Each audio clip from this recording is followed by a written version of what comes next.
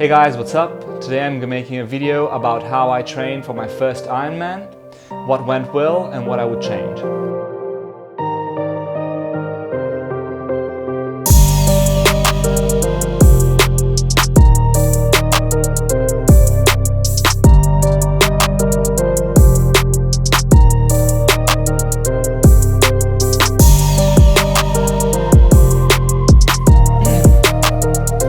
So, first of all, I have been into triathlon for 3 years now, and I progressed, I would say, kind of steadily, with 1 year doing my first Olympic distance, the year after doing my first 70.3, and then this year completing my first full distance Ironman.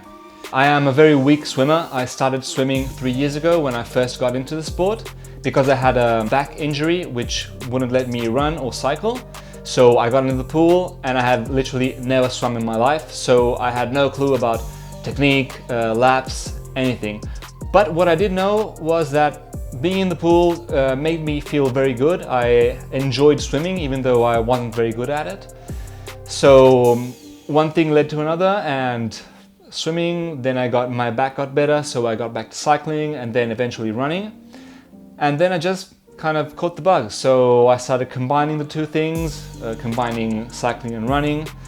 And then the idea popped up to do my first triathlon, which then of course wasn't enough. So I wanted to do a 70.3. And then I knew as soon as I finished my first 70.3 that I absolutely wanted to do the full distance. There was no doubt about it. I really enjoyed the training. I enjoyed it as a lifestyle. You can integrate it to your day-to-day life, and I found a lot of different benefits to aerobic activity, strength training, and always switching things up, not having like a precise routine to follow, like, oh, you go to the gym or you just run, but mixing it up helped a lot with variety and fun. So after my first 70.3, I took some time off, of course, but I kept on cycling, and I decided to sign up for my first full distance. The target race was Ironman Hamburg 2020, which was supposed to be on the 21st of June. So I had allotted 6 months to do like proper training schedule, proper Ironman build, with a training plan that I designed based on my experience working briefly with a coach, experimenting with it, and then eventually kind of coming up with my own.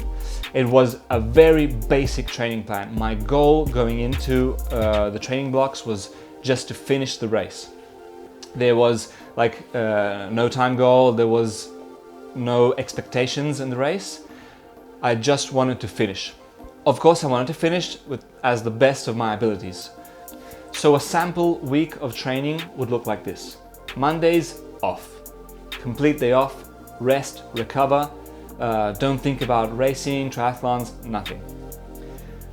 Tuesday, Wednesday, Thursday and Friday would be a mix of swim, bike days, bike run days, bike day, weekends, long swim, long bike, talking about 4, 5, 6 hour rides on loops, because the race was going to be on a looped course, 2 loops. So I was trying to get the best race feel possible. Sunday, bike, run, brick, or a really long run. Trail running, running up mountains, keeping the heart rate up and time on the legs. One thing I did was prioritize the bike over everything else, and especially training with a powermeter. I have a Stages powermeter, and from the day I got it, I would never ride a bike without a powermeter again, because it is such a great feedback and great tool to see how you are progressing. Cycling training was structured with 1 weekly time trial, 20 minutes, all out, full gas, absolutely giving everything you've got. Then endurance rides, maybe depending on the week, it could be 2, it could be 3, and 1 really long ride on the weekend, progressing from 3 hours up until 4.5, 5 hours. Swimming was 3 sessions a week, 1 technique, 1 intervals, and 1 long swim on the weekend. And running, since running is the most injury promoting sport, I decided to prioritize building my general fitness up and treating running with the minimum effective dose in order to not have injuries. So it was only 2 runs. 1 brick run in the middle of the week and 1 long run on the weekend. So leading into the training blocks, I knew I was going to use as a reference point the Strava fitness and freshness graph. Linked up with my Garmin watch, I would have all my workouts and my training sessions logged into this graph that was able to give me a representation of my progress. Second thing, I was going to do a training plan with 3 weeks on, 1 week recovery week, and a steady build in volume and intensity just throughout the months. 6 months training time, I was starting from a fitness baseline which was already kind of good, let's say, because I kept on running and cycling and swimming during the off season, but I was going to ramp it up and see how it progressed. So as a total triathlon noob, things that helped me really a lot was metrics. A watch and a bike computer, power meter, foam swim goggles that can give you feedback and can help you improve. You can see where your weak spots are and you can work on those. Having a team. I am very fortunate to be part of a PPR team here in Italy, and the fundamental thing about being in a team is having access to people who have already done this. My reality was meeting people who had done 10 Ironmans, so that became the norm. Meeting pro athletes who, like, for them it's nothing, like an Ironman is something that is normal. So I started believing that I can do it, I can do this.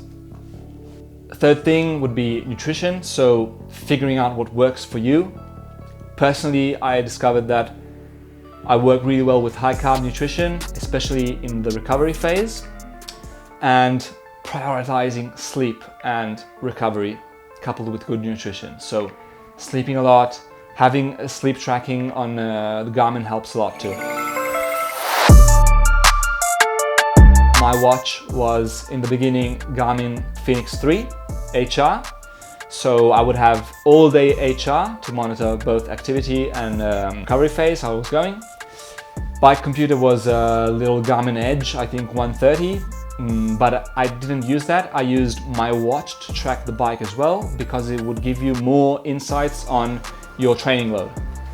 I have a power meter on the bike, Stages power meter, which I absolutely recommend for understanding and figuring out your pace, your sustainable pace, what you can do for 20 minutes, 1 hour, 2 hours, 6 hours. Power is not a reaction like HR, power is what you are outputting. So the strength you are putting on the pedals, and that is way more reliable than heart rate. Heart rate can be influenced by so many things. If you step badly, if you're traveling. So yeah, power meter all the way. Heart rate strap. Do not use heart rate on the watch because it is incredibly unreliable, whereas the strap is 100% good. I have a Garmin HRM Tri-Strap, which I can use in the pool also. And why is this important? Because in the grand scheme of fitness, freshness, form and fatigue, having heart rate data also from the pool can help have a precise score of your training load. If you have a precise score of your training load, you can progress incrementally every week with precision and knowing when you can back off or that you don't need to kill yourself in every training session. You can know what training sessions you have to do, what key training sessions should look like, what heart rate maintain in order to have a progressive training load during your Ironman build. So I stuck to it, completing every session, never getting injured, never getting sick until COVID hit. Fitness went incredibly up, so it was a very good way to experiment and see how my body reacted to training load. When COVID hit, pools were closed and Italy went into a pretty severe shutdown. We couldn't train outside, we couldn't run, and we could only cycle on Zwift. Races were getting cancelled everywhere, and I kind of had the feeling that Ironman Hamburg, which even though it was granted like a special permit, would have gone ahead, but of course in the end it fell through. I did not stop training, but I decided to not have a rigid plan, but to just fall back into, let's say, base training, like a lot of cycling, some running, but not with the intent to create training adaptations, like the training block I followed from January up until COVID hit. So if there's one thing that 2020 taught us, is that we must adapt. We must be able to adapt to things changing at the last second in incredibly unpredictable ways. So I stayed adaptable, as in I maintained a base level of fitness that would have put me in a good spot to prep a race in around 6 weeks, let's say. I still was averaging about 9 hours to 11 hours a week because I just find it so much fun. Prioritizing always the bike. Especially in this moment, I was not gonna get injured, so running kind of took a back seat. I was just doing more kind of trail running or keeping it fun with like swim run sessions and stuff like that. And then something incredible happened. I was on the Ironman side, and the second race that was my second pick after Ironman Hamburg was Ironman Tallinn, Estonia. And I saw that it was going to happen, like it was still open for registration on the Ironman site.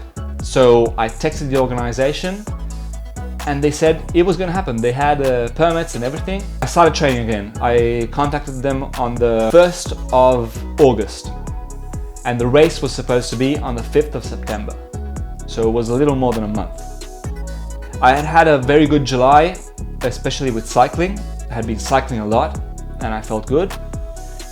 So when I saw this thing on the Ironman website, I decided I would train 2 weeks. If the race was still on, I would register and I would train to the best of my ability to get the best result I could during such a strange year. So being at such a short notice from the race, this is what I decided to do. Prioritize swimming in race conditions. I knew it was going to be a lake swim, and luckily all my training was done in a lake close to where I live with a wetsuit, and train the distance. I didn't do any more technique work or fast stuff. I just swam to make sure that the distance would have been a no-brainer during the race.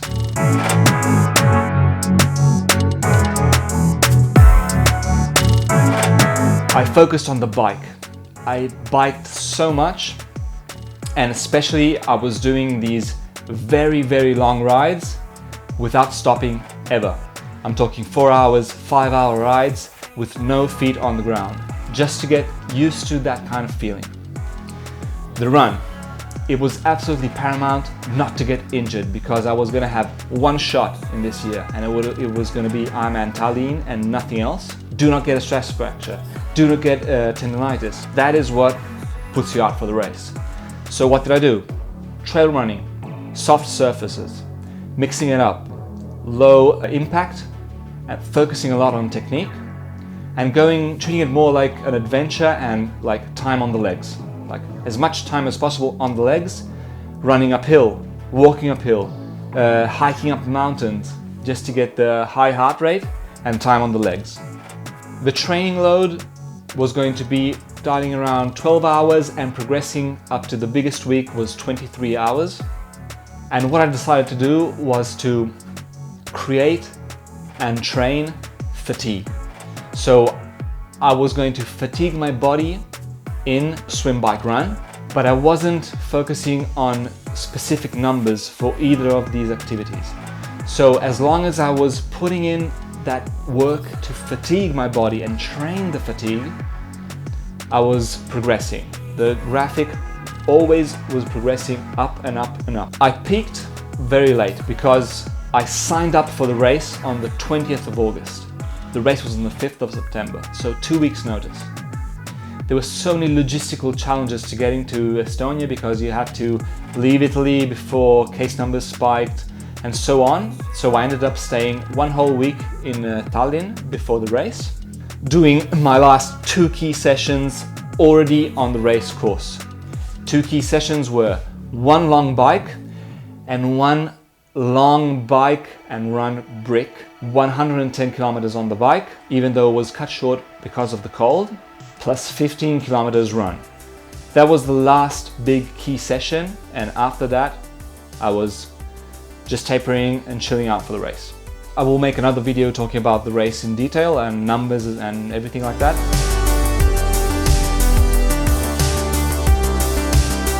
if there was one key takeaway for me, was train the fatigue. Train to be fatigued. You got to get your body used to being extremely depleted and get to the point that you see a 6-hour bike ride as normal, because that is going to put you in a great spot to have a great day on your Ironman race. Thanks for watching. I hope this was of value to you, and I can't wait to make more videos about Ironman training and Ironman in general. Thank you.